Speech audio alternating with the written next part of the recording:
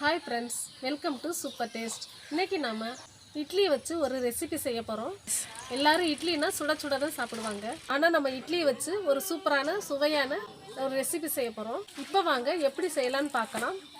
மீதமான இட்லி 5 இட்லி எடுத்து வச்சுருக்கேன். இதே மாதிரி சின்ன சின்ன பீஸாக கட் பண்ணி எடுத்துக்கலாம். இட்லி பிடிக்காது அப்படின்னு சொல்கிறவங்களுக்கு கூட இந்த மாதிரி செஞ்சு கொடுக்கலாம். எல்லா இட்லியும் இதே மாதிரி கட் பண்ணி எடுத்தாச்சு.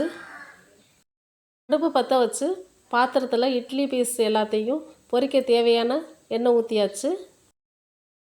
இப்போ எண்ணெய் ஹீட் ஆயிடுச்சு. கட் பண்ணி வச்சுருந்த இட்லி பீசஸ் எல்லாத்தையும் ஒன்று ஒன்றா போட்டு பொரிச்சு எடுத்துக்கலாம். எல்லாத்தையும் மொத்தமாக போட்டோம்னா ஒட்டிக்கிறோம். அதனால தான் தனித்தனியாக போடுறோம். லைட்டாக திருப்பி விட்டுட்டு கோல்டன் ப்ரௌன் வர வரைக்கும் பொரிச்சு எடுத்துக்கலாம்.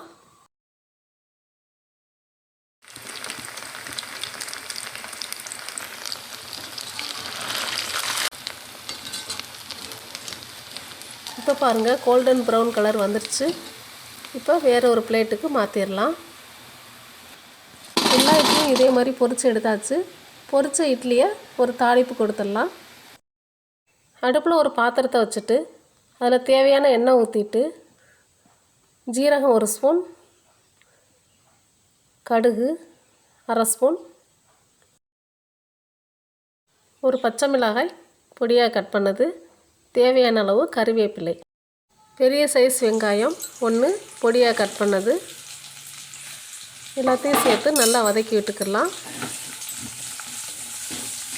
பொன்னிறமாக வர வரைக்கும் நல்லா வதக்கி விட்டுட்டு பெரிய சைஸ் தக்காளி 1 சேர்த்துக்கலாம். தக்காளி நல்லா வதங்கிருச்சு. இந்த ஸ்டேஜில் உங்களுக்கு காரம் எவ்வளோ தேவையோ அவ்வளோ சேர்த்துக்கிறங்க. நான் 1 ஸ்பூன் மிளகாய் பொடி போட்டிருக்கேன், 1 ஸ்பூன் மல்லிப்பொடி, எல்லாத்தையும் சேர்த்து நல்லா வதக்கி விட்டுட்டு இட்லியில் ஏற்கனவே உப்பு சேர்த்துருக்கனால இதில் கொஞ்சமாக உப்பு சேர்த்துக்கலாம். டேஸ்ட்டுக்காக 1 ஸ்பூன் சோயா சாஸ் சேர்த்துட்டு நல்லா கலந்து விட்டுறலாம். ஃப்ரை பண்ணி வச்சுருந்த இட்லியை அதில் சேர்த்துடலாம். இந்த மசாலாவும் இந்த இட்லியும் நல்லா மிக்ஸ் ஆகணும். மிக்ஸ் ஆகிற அளவுக்கு நல்லா கலந்து விட்டுக்கிறலாம். அவ்வளவுதான், சூப்பரான சுவையான மசாலா ஃப்ரை இட்லி ரெடி ஆயிடுச்சு. இப்போ நம்ம வேறு ஒரு பிளேட்டுக்கு மாற்றிக்கிடலாம். இந்த ரெசிபியை செஞ்சு சாப்பிட்டிங்கன்னா குழந்தைகளுக்கும் பெரியவங்களுக்கும் மட்டுமல்லாமல் எல்லோருக்குமே ரொம்ப பிடிக்கும். இனிமேல் இட்லியை வேஸ்ட்டு பண்ணாமல் இப்படி செஞ்சு கொடுங்க.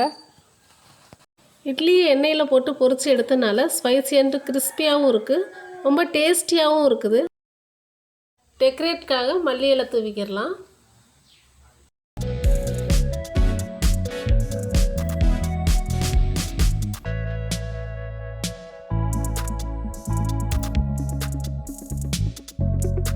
ஓகே ஃப்ரெண்ட்ஸ், இந்த வீடியோ உங்களுக்கு பிடிச்சிருந்தா லைக் பண்ணுங்கள், ஷேர் பண்ணுங்கள், கமெண்ட் பண்ணுங்கள். மறக்காமல் நம்ம சேனலை சப்ஸ்கிரைப் பண்ண மறந்துடாதீங்க.